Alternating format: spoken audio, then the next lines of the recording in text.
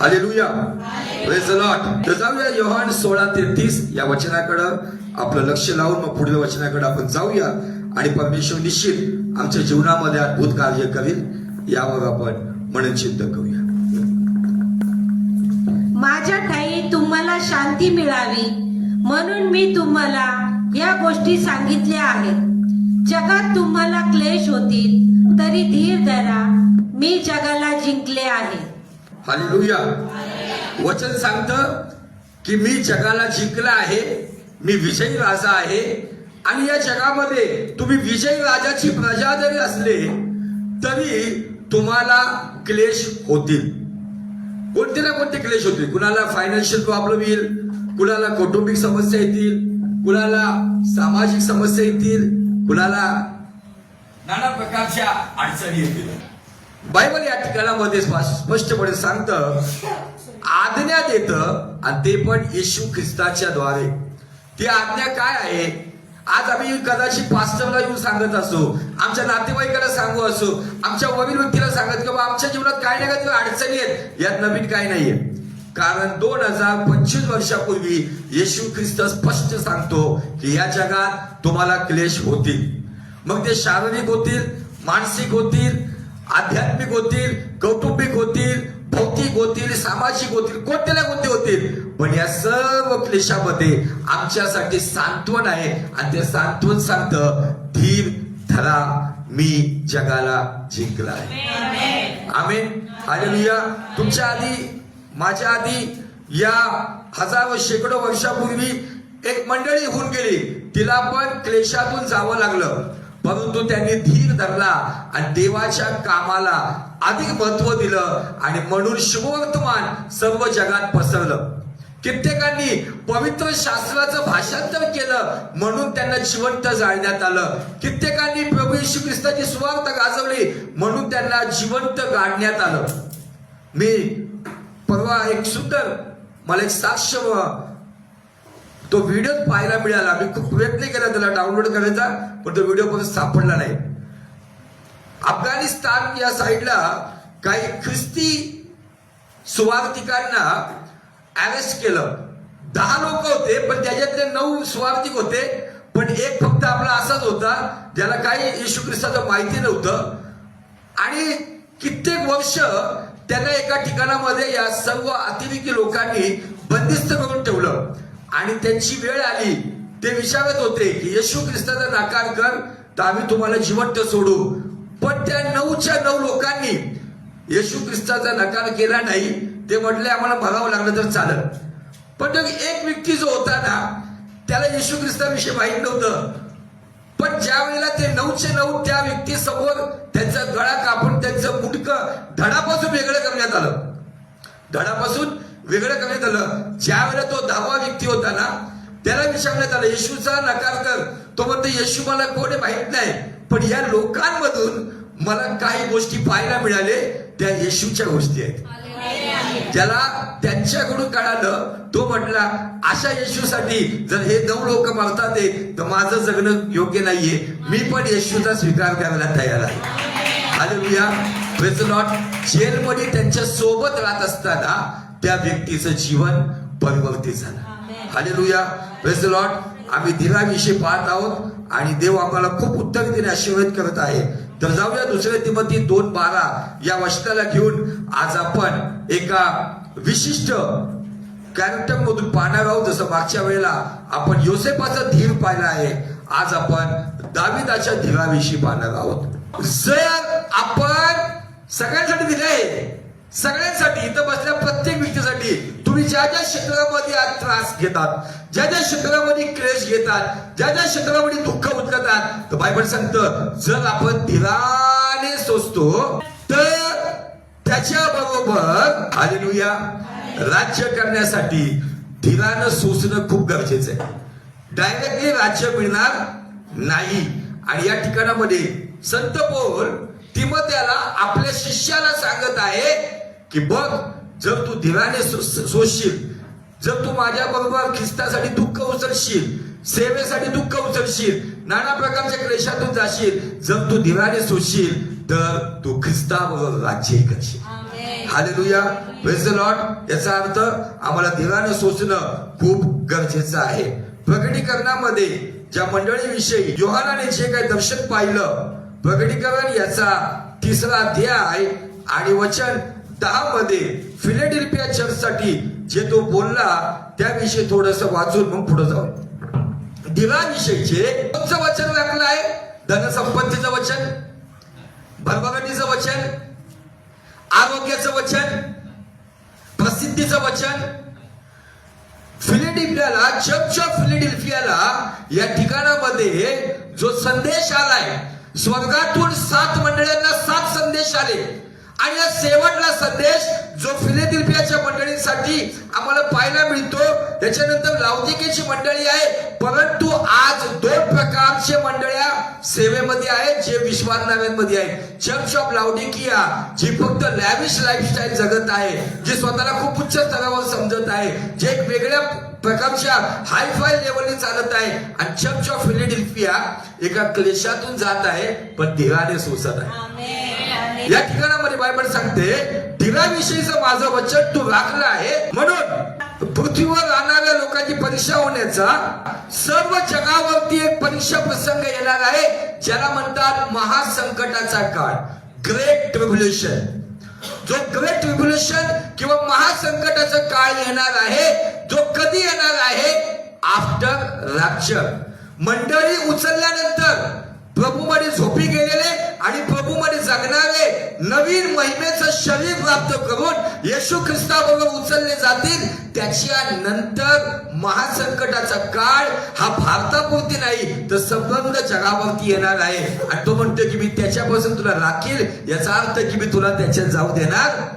जर तुम्हाला आणि मला स्वर्गारोहणामध्ये येशू बरोबर जर जगायचं असेल तर आज या ठिकाणामध्ये उत्तम संदेश आलेला आहे. धीराविषयीचं वचन माझ्या मुला, माझ्या मुली राखून ठेव.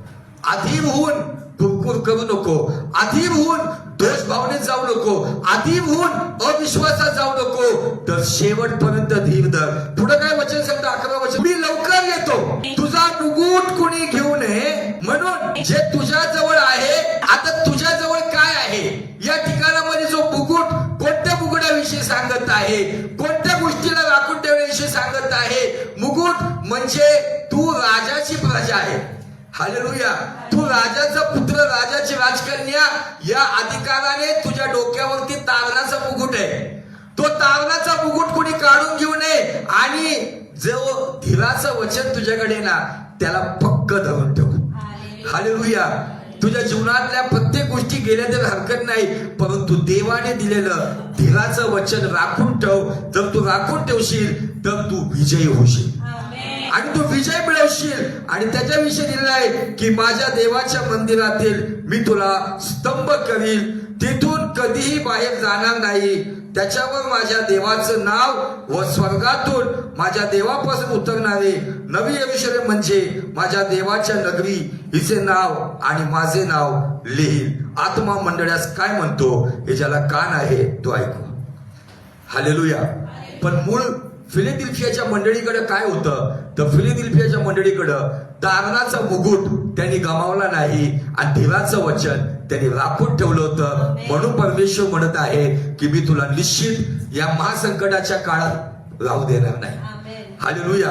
आज रॅप्चरवरती अनेक शिक्षण येत आहेत, निम्नवेळ्या सभा होत आहेत, कन्व्हेन्शन होत आहे, कॉन्फरन्स होत आहे, अनेक ज्ञानी लोक आपापल्या गोष्टी, काही लोकांना देव प्रगटीकरण देत आहे, काही लोकांना देव भविष्यवाण्या देते, चांगली गोष्ट आहे. पण मला सांगू द्या, या सगळ्या गोष्टीपेक्षा महत्वाची गोष्ट आहे धीराचं वचन. जे मला मिळत आहे ते मला राखून ठेवायचं. कारण जो धीराने सहन करतो तोच त्याच्याबरोबर राज्यही करतो. तुम्हाला आणि मला राज्य करण्यासाठी जर गरजेची गोष्ट काय आहे तर धीराचं वचन. आणि ते धीराचं वचन येशू ख्रिस्त योहान 16:33 मध्ये बोलून गेला, जगात क्लेश होतील पण धीर धर, मी जगाला जिंकला आहे. हालेलुया. Praise the Lord. आज आपण दाविदाचा धीर पाहणार आहोत. आज आपण दाविदाच्या जीवनातला धीर पाहणार आहोत आणि या धीराविषयी आज परमेश्वर आमच्या जीवनामध्ये बोलू इच्छितो की दाविदाने कशा पद्धतीने धीर धरला आणि कशा पद्धतीने त्याने राज्य केलं यावरती आपण मनन चिंतन करणार आहोत. त्यासाठी पहिले शमूएल याचा 16वा अध्याय आणि वचन 9 पासून पुढे वाचूया. शमूएल भविष्यवक्ता त्या काळामधला, त्याच्याकडं इस्रायलाची विशेष सेवा होती. त्यापैकी मुख्य 3 सेवा होत्या, ज्यापैकी तो इस्रायल राष्ट्राचा भविष्यवक्ता होता, तो इस्रायल राष्ट्राचा महायाजक होता आणि इस्रायल राष्ट्राचा तो शास्ता किंवा न्यायाधीश होता. आणि त्याची जी लेवल किंवा त्याचा जो अवतार किंवा त्याचा जो अनॉइंटिंग किंवा त्याचा जो अधिकार खूप हायर लेवलचा होता. इस्रायलचा पहिला राजा नेमण्यासाठी देवाने शमूएलाचा उपयोग केला. या शमूएलाचं येणं म्हणजे अनेकांसाठी खूप मोठा आशीर्वादाची गोष्ट होती. आणि देवाने ज्या वेळेला पहिला राजा शाऊल हा चुकीच्या पद्धतीने वागत असताना देवाने शमूएलाला सांगितलं, इशायाच्या घरी जा, बेथलेहेम इशायाच्या घरी जा आणि मी सांगेल त्याला अभिषेक करून त्याला इस्रायलचा पुढचा राजा म्हणून घोषित कर. बायबल सांगतं की देवाने शमूएलाला पाठवल्यानंतर हा जो मुलगा ज्याच्याविषयी बायबल सांगतं शम्मा, याला पुढे पाठवलं, परंतु शमूएल म्हणतो देवाने यालाही पसंत केलं नाही. पुढे या प्रकारे इशायाने किती पुत्र चालवले? 7 पुत्र त्यांनी शमूएलच्या समोर नेले आणि 7 पुत्रांचं वर्णन, कुणी बलाढ्य आहे, कुणी ताकदवान आहे, कुणी शूरवीर आहे, कुणी तलवार चालवण्यात आहे, नाना प्रकारचे टॅलेंट त्यांच्यामध्ये, युद्धकला त्यांच्याकडे आहे. एक राजा होण्यासाठी सर्व प्रकारच्या युद्धकला त्यांच्याकडे आहे. परंतु 7 देवाने नापसंत केले. आणि पुढं शमूएल आणि इशायाला म्हटले, त्यातील कोणी पसंत केलं नाही. कदाचित हे जगाच्या दृष्टीने खूप बलवान आहेत, ज्ञानी आहेत, शूरवीर आहेत, योद्धा आहेत, पण देवाने पसंत केलं नाही. मानवासारखे परमेश्वराचं पाहणं नसतं. मानव बाहेरचं स्वरूप पाहतो, कपडे बघतो, टाय घातलाय का, छोट घातलाय का, बुट चांगले आहेत का, चमकत आहे का, चांगला सेंट मारलाय का, चांगलं व्यवस्थित आहे का, माणूस बाहेरचं स्वरूप बघतो. परमेश्वर, आता अनेक लोकांनी या वचनाचा अर्थ आपल्या फायद्यासाठी काढलाय, परंतु वास्तविक त्या लोकांना सांगा की हे वचन परमेश्वर कुणासाठी बोलला? परमेश्वर त्या शूरवीरांसाठी बोलला जे वेल पर्सनॅलिटी होते. ते वेल पर्सनॅलिटीला रिजेक्ट केलं आणि ज्याची पर्सनॅलिटी नव्हती त्याला सिलेक्ट केलं. Hallelujah, praise the Lord. आज या सगळ्या स्टाईलच्या द्वारे मी स्टाईल करण्याच्या विरुद्ध नाहीये, कपडे घालण्याच्या विरुद्ध नाहीये, पण असे स्टाईल करा, असे कपडे घाला की जे मर्यादेमध्ये राहून देवाचं गौरव केलं जाईल. आता या ठिकाणामध्ये हे 7 भाऊ नापसंत करण्यात आले. आणि मग पुढे शमूएल काय म्हणतो? शमूएलाने इशायाला त्या बापाला विचारलं, त्याला असं वाटलं की परमेश्वराने मला काय टाइमपर्यंत पाठवलं काय? 7 मुलं आले तरी तो कन्फर्म करतोय. पुढे जाऊन शमूएल आणि इशायाला म्हटलं, तुझे सर्व पुत्र हजर आहेत काय? एक सर्वात धाकटा राहिला आहे, मेंढे राखीत आहे. आता तुम्ही म्हणताल की पास्टर तुम्ही या ठिकाणामध्ये दाविदाच्या धीराविषयी काय शिकवणार आम्हाला? या ठिकाणामध्ये बापाने ओळख काय करून दिली? 7 जणांना ओळख करून देताना, हा बलवान, उंच काठीचा, इसके डोले शोले देखो, इसकी बॉडी देखो, इसकी तलवार देखो, निरनिराळ्या गोष्टी बापाने 7 मुलांची जाहिरात केली. पण 8 एक हाय धाकटा गेले, दिले पाठवून, त्याला काय करत नाही म्हणून दिले त्याला रानात पाठवून.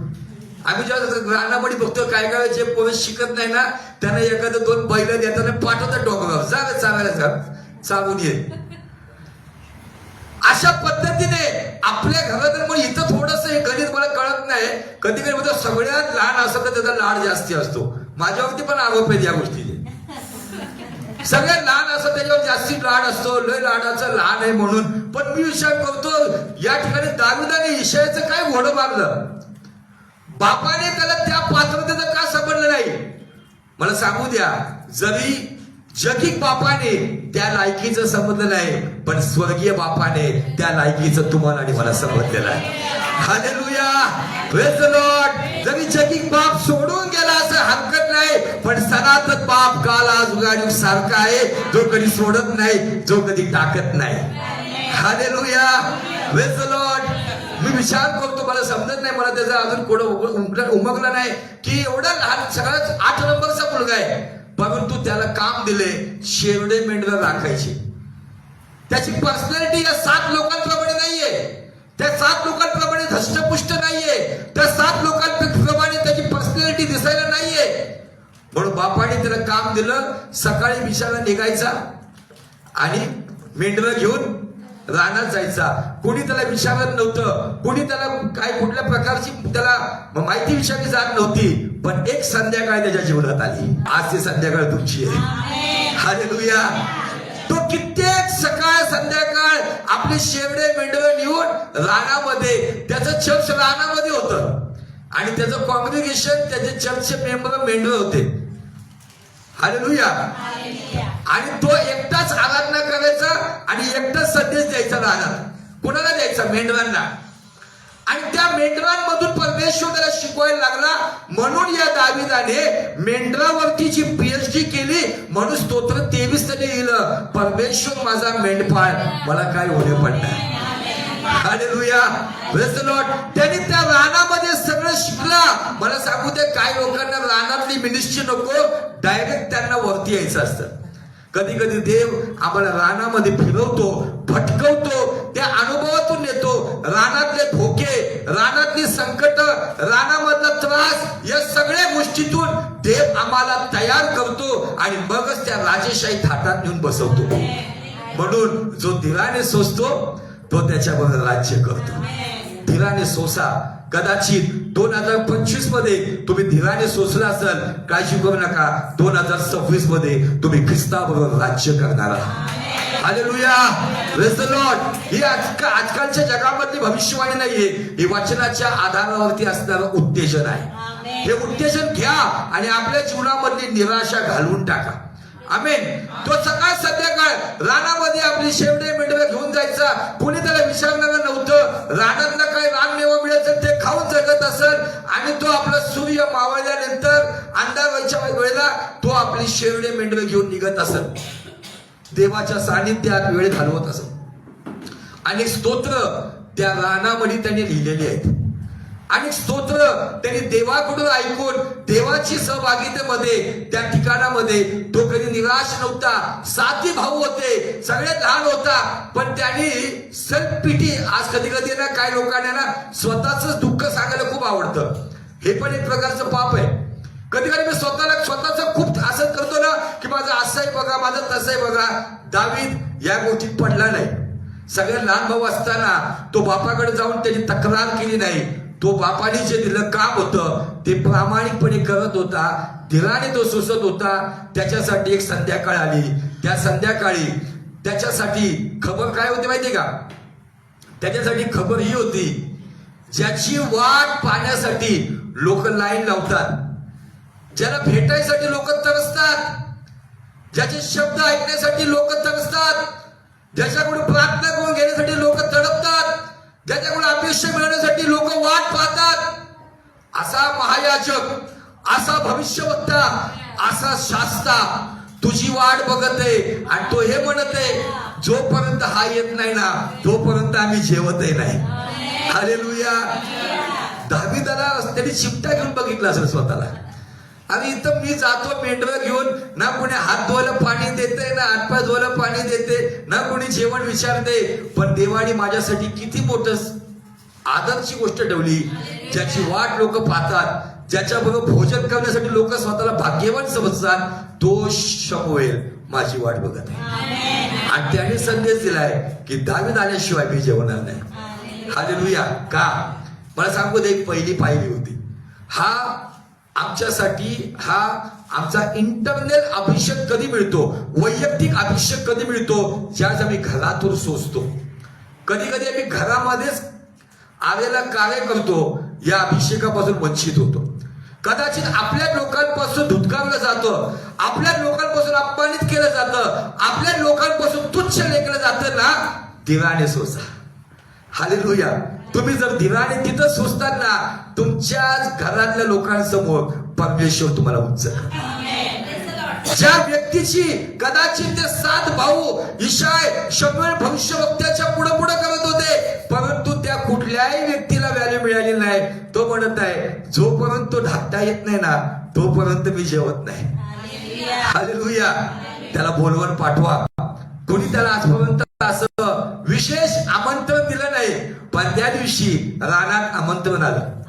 रानात आमंत्रण आलं आणि त्या रानामधलं आमंत्रण ज्या वेळेला दाविदाने ऐकलं, कुणीतरी व्यक्ती पळत धावपळत आलं, सर लवकर चल डेव्हिड, लवकर चल. तो म्हटलं झालं काय, काय घरात काय इमर्जन्सी आहे का, कुणाला गुपिवर जागीरला जायचंय का, झालं काय. त्यावेळेस तो व्यक्ती म्हणाला असल, ज्या भविष्यवक्त्याची, ज्या महायाजकाची, ज्या शास्त्याची या देशातला प्रत्येक व्यक्ती आतुरतेने वाट पाहतोय, तो आज तुझी वाट पाहतोय. तुमचा समय जवळ आला आहे, तुमचा आदर जवळ आलेला आहे, तुमचं राज्य जवळ आलेलं आहे, तुमचा सन्मान जवळ आलेला आहे. जर तुम्ही धीराने सोसत असाल, जर तुम्ही धीराचं वचन राखून ठेवलं असाल, तर निश्चित जो धीराने सोसतो तोच सन्मानित होतो. हालेलुया. Praise the Lord. काय झालं पुढे, त्याने बोलवलं, पाठवून त्यास आणलं. आता नीट ऐका, त्याचं वर्ण तांबूस, डोळे सुंदर पण स्वरूप मनोहर होतं. तेव्हा परमेश्वराने घाई केली आणि शब्दाशी बोलायला सुरुवात केली. उठ, त्याला अभिषेक कर. हाच तो आहे, हाच तो आहे जो धीराने आपल्या घरात सोसतोय, जो धीराने रानात सोसतोय. हाच तो आहे रानातून काढून राज्यपदावर न्यायचा आहे. आज कदाचित परमेश्वर तुम्हाला म्हणत, हीच ती आहे, हाच तो आहे जे धीराने सोसत आहे, आता माझ्याबरोबर राज्य करणार आहे. हालेलुया. Praise the Lord. देवाने क्षणाचा पण विलंब केला नाही. आता मी जर प्रश्न मला हा पडतो, या ठिकाणामध्ये दाविदाची ओळख काय करून दिलेली आहे, त्याचा वर्ण तांबूस, त्याचे डोळे सुंदर, त्याचं स्वरूप, त्याच्यामध्ये या 3 क्वालिटी असतानाही तो घरातून धुतकारलेला होता. कधी कधी आमच्याकडे चांगल्या गोष्टी असतात, तरी आमच्या कुटुंबामध्ये एक स्पिरिट काम करत असतं, आमच्या कामात एक स्पिरिट काम करत असतं, आमच्या बिझनेसमध्ये एक स्पिरिट काम करत असतं, समाजात एक स्पिरिट काम करत असतं. जरी तुमच्यामध्ये चांगल्या गोष्टी असल्या तरी काही लोक तुमच्या विरुद्ध ईर्षेने पेटलेले असतात आणि तुमची अप्रसिद्धीच करतात. मग ते कधी घरातून असेल, कधी बाहेरून असेल. पण दावीद, त्याच्याकडे ही उत्तम पर्सनॅलिटी होती. अजून एक त्याची पर्सनॅलिटी थोडस सांगू इच्छितो. याच अध्यायामध्ये थोडस 18 वचन काय सांगतं, वाचा. तेव्हा एक तरुण सेवकाने उत्तर दिले. हे कुणाला सांगत आहे माहितीये का, शौल राजाला सांगत आहे. हा, पहा मी बेथलेहेमकर, पहा मी बेथलेहेमकर इशायाचा एक पुत्र पाहिला आहे. म्हणजे 8 पुत्रांपैकी एक पुत्र मी पाहिला आहे, हे शौलाला एक व्यक्ती सांगत आहे. तो वादन कलेत निपुण असून, तो वादन कलेमध्ये वाजून गाऊन वर्शिप करण्यामध्ये निपुण आहे, प्रबळ आहे व युद्ध कुशल वीर आहे, व युद्ध कुशल वीर आहे. तसाच तो चांगला वक्ता असून, चांगला वक्ता आहे, चांगला संदेश पण देतो, रूपवान आहे, रूपवान आहे आणि परमेश्वर त्याच्या बरोबर आहे. वाव. मग प्रश्न हा उठतोय, रूपवान आहे, युद्ध कुशल वीर आहे, चांगला वक्ता आहे, सगळ्या गोष्टी आहे, परंतु घरातून रिजेक्टेड आहे. समजते मला काय सांगायचंय. त्यांनी हे नाही म्हटलं, अगं ईशाला, डॅडी तुझ्या मोठ्या मुलापेक्षा मी युद्ध कौशल्य भारी करतो, तुझ्या 3 नंबरच्या मुलापेक्षा माझी पर्सनॅलिटी चांगली आहे. त्यांनी आपल्या भावांबरोबर तुलना नाही केली. त्यांनी त्याच्याकडे, अगं तुझ्या मुलांना तर बोलता येत नाही, शबाला बोलता येत नाही, मी चांगला वक्ता आहे, अगं मी वक्ता पण आहे, चांगला वर्शिप लीडर पण आहे, चांगली आराधना पण करतोय मी. रानामध्ये माझी आराधना ऐकणारे लोक नाही, मेंढरा माझ्या आराधनेमध्ये तल्लीन होऊन जातात. मी एवढं सगळं टॅलेंट आहे माझ्यामध्ये, पण मला ती किंमत मिळत नाहीये, म्हणून मी दुःखी होत नाही. त्याला माहिती होतं माझा एक वेळ येणार आहे, माझा एक समय आहे. कधी कधी आम्ही आमच्या टॅलेंट्स कडे बघून म्हणतो माझी वेळ कधी येईल. मला सांगू द्या, ज्यांना जे वरदानं मिळालेत ना, त्याच्यामध्ये पण धीराने सोसा. तुम्ही जो विचार करताय ना तिकडं ते उभं करणार नाही, त्यापेक्षा हायर लेवलला उभं करून तुमच्याद्वारे देव त्याचं गौरव करून घेईल. हालेलुया. Praise the Lord. या ठिकाणामध्ये इतके सारे टॅलेंट्स त्याच्यामध्ये, इतक्या सारी वरदानाच्या गोष्टी त्याच्यामध्ये आहे, ज्याच्यापैकी मुख्य गोष्ट मी जर पाहतो हा युद्धकुशल वीर रानामध्ये देवाकडून ट्रेनिंग घेऊन त्याने एकदा अस्वलाच्या तोंडातून आणि सिंहाच्या तोंडातून मेंढराला सुखरूप बाहेर काढलं. इतका अद्भुत सेवक असतानाही त्याला खालच्या लेवलचं काम दिलं होतं आणि त्या कामामध्ये तो प्रामाणिक होता. गप मान खाली घालून तो मेंढर घेऊन जायचा, मान खाली घालून मेंढर घेऊन यायचा. पण एक संध्याकाळ आली, जे लोक त्याला तुच्छ लेखत होते, स्वतःचे भाऊ त्याला त्या लेवलचे समजत नव्हते, बाप त्याला त्या लेवलचा समजत नव्हता, पण त्याच लोकांमध्ये एक पर्सनल अनॉइंटिंग, ज्याला बेथलेहेम अनॉइंटिंग म्हणतात, जो तुम्हाला पहिले कुटुंबात मिळतो. तुमच्या कुटुंबातून देव तुमचं शीर पहिले उन्नत करतो. दाविदाला 3 अभिषेक मिळाले. एक अभिषेक बेथलेहेम अनॉइंटिंग, दुसरा हेब्रोन अनॉइंटिंग आणि तिसरा जायन अनॉइंटिंग. बेथलेहेम अनॉइंटिंग मध्ये त्याला परमेश्वराने आपल्या कुटुंबात उंच केलं. हेब्रोन अनॉइंटिंग मध्ये तो यहुद्यांचा राजा झाला आणि जायन अनॉइंटिंग मध्ये तो सबंध इस्रायलचा राजा झाला. पण या 3 अभिषेकासाठी दाविदाने धीराने सोसलं, म्हणून पहिले घरात राज्य सुरू झालं. हालेलुया. कधी कधी विचारतो, माझी का अशी परिस्थिती आहे? सोस, अजून तुझा टाइम आला नाहीये. धीराने सोस. ज्यावेळेस माझा टाइम येईल त्या टाइम मध्ये मी, त्यावेळेला शमूएल भविष्यवक्ता होता, यावेळेला स्वतः प्रभू पवित्र आत्मा तुला नवा अभिषेक करेल. हालेलुया. Praise the Lord. बोले का ही त्याची माहिती देण्यात आली? कारण बायबल सांगतं, पहिले शमूएल 16:13 मध्ये शमूएलाने त्याला शिंग हाती घेऊन त्याच्या भावांमध्ये असा उल्लेख केलाय, त्याच्या भावांमध्ये त्याच अभिषेक केला. आणि त्या दिवसापासून पुढे परमेश्वराचा आत्मा दाविदाच्या ठाई जोराने संचारू लागला. आणि पुढं 14 वचनामध्ये परमेश्वराचा आत्मा शाऊलाला सोडून गेला आणि दुरात्मा येऊन त्याला बाधा करू लागला. एक साधारण मेंढपाळ अभिषेकात भरून देवाच्या अभिषेकाचं सामर्थ्य घेऊन त्याचा आत्मा संचारू लागला देवाचा. पण दुसरीकडं एक दुसरा अभिषिक्त, जो अवधनेमुळं देवाच्या इच्छेच्या विरुद्ध गेल्यामुळं देवाचा आत्मा त्याला सोडून गेला आणि दुरात्मा त्याला त्रास देऊ लागला. आणि अशा व्यक्तीला आराम मिळावा म्हणून, पेन किलर म्हणून दाविदाला पाठवण्यात आलं. हालेलुया. बायबल सांगतं, जेव्हा जेव्हा दावीद गिटारवरती जसं तो स्ट्रिंग्स वाजवायचा, जसं तो विणा वाजवायचा, शाऊलाला आराम मिळत असे. हालेलुया. Praise the Lord. 19 वचन काय सांगतं पहा. हे ऐकून राजाने जासोदांना पाठवून यशायाला निरोप पाठवला की अभिषेक केलेल्या माणसाला परत लेबल काय मिळालंय ना, तो मला शेरडे मेंढर लागणार. काल कुणी अभिषेक केलाय मला, भावी राजा म्हणून अभिषेक केला, अजून शेवडे मेंढराचं लेबल. त्याची ओळख होती शेवडे मेंढरे राखणारा, आणि त्याला पाठवून देण्यात आलं. हे जर पाठवलं आणि या सगळ्या गोष्टी झाल्यानंतर त्याला जी सेवा मिळाली, डायरेक्ट त्याला सेवा मिळाली, तो शाऊल राजाचा कोण झाला माहिती का? शस्त्रवाहक. म्हणजे शाऊल ज्यावेळेस निघायचा, जसं आजकाल लोकांनी बॅग वाहक सांभाळले, शस्त्र वाहणारे.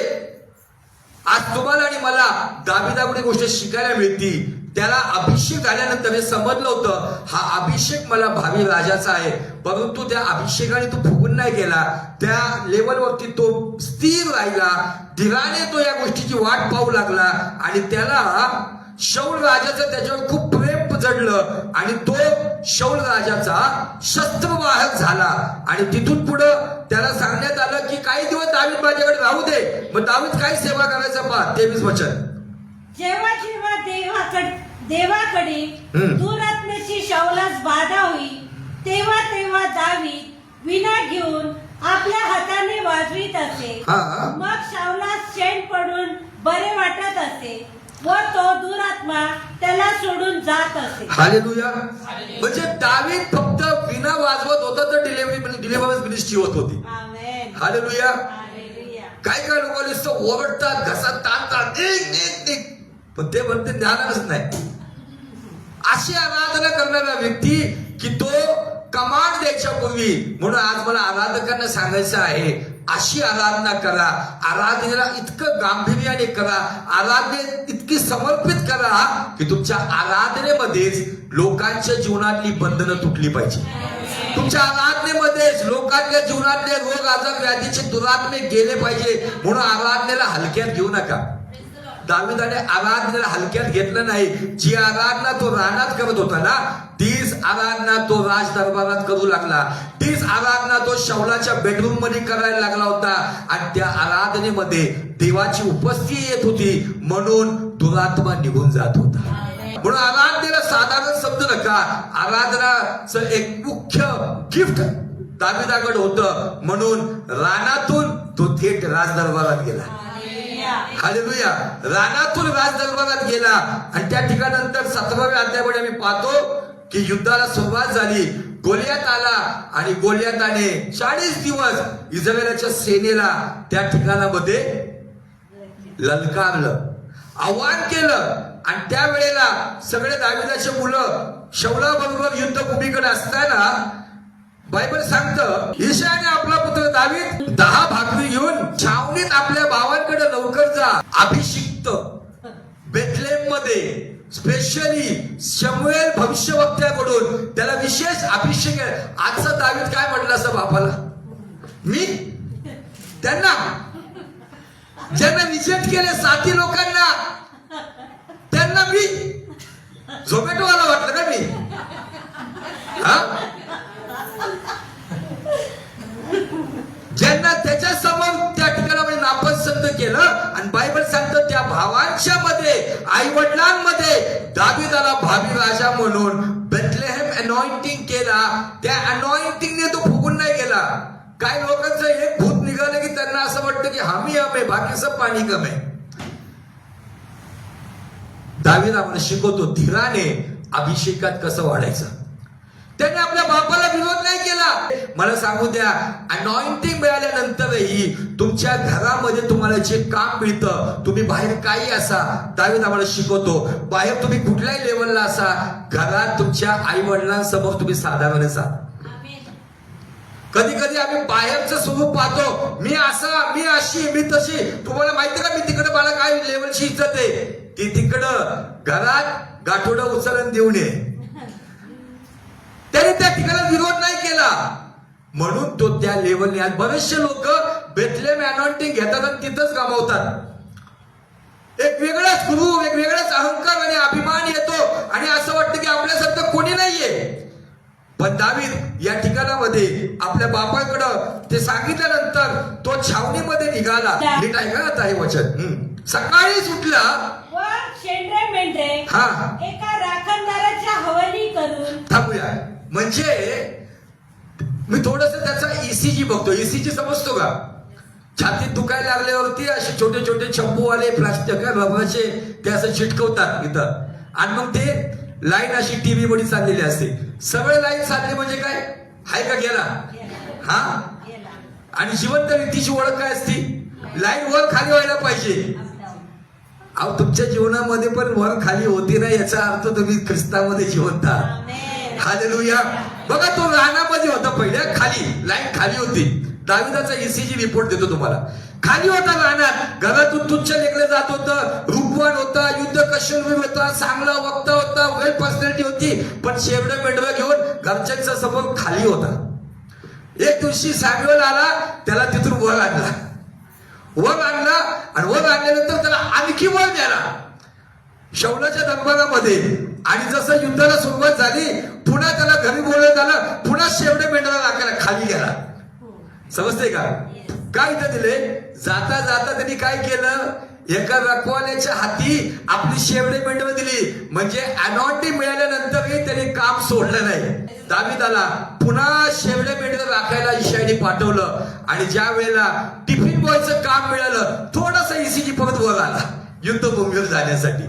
आणि तिथून जे वर आला तर मग वर आणि वरच जायला लागला. Hallelujah, praise the Lord. युद्धभूमीवरती गेल्यानंतर त्याला त्या ठिकाणामध्ये पुन्हा एका अपमानाचा सामना करावा लागला, परंतु दावीद धीराने सोसत राहिला. या जगात तुम्हाला क्लेश होतील, धीर धरा, जगाला मी जिंकलाय. कधी क्लेश होताना तुमचा ECG खाली जाईल, कधी BP हाय होईल, कधी BP लो होईल, परंतु येशू तुम्हाला सोडणार नाही. Hallelujah, praise the Lord.